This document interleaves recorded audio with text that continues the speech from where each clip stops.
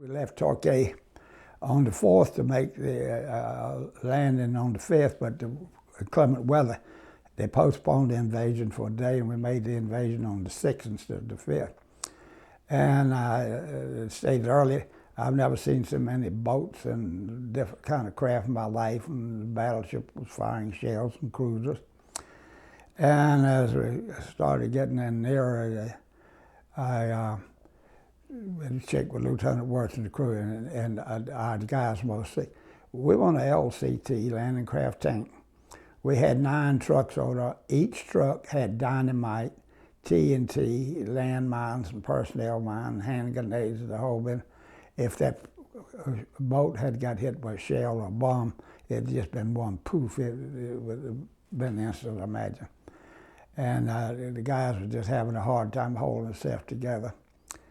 And then they called me and said, you're going to make the landing run, and for me to break into radio silence. I grabbed my radio, the SCR 300, and went down. I had the lead Jeep off the landing craft. And my driver's name was Shell, Marvin Shell from Tennessee. And we went in, and the skipper on the boat told us he'd put us high and dry. But we didn't. He kind of shortened the gangplank. The ramp was a very steep item. And of course, fortunately, folks knew what to do. All my radio equipment was put in bags and weighed. They had to be float. They were all tested to be sure they would float.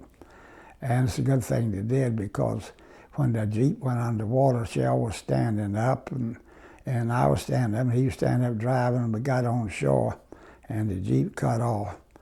And I went back in the water and got my radios and put them back on the Jeep.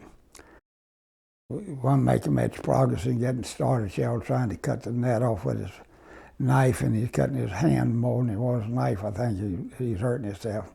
And I stopped him, and we got him to get the jack out. I asked him if he had a jack, and the lug wrench, and he said, yeah. And when he got it out the bottom, he threw my radio equipment off the Jeep. He literally threw it off. And I had to stop him with that, and I handed it off. And when he got the jack, the lug wrench, he was standing up holding it over his head, and that's when I said, Shell, get down, those are real bullets, there's a war going on.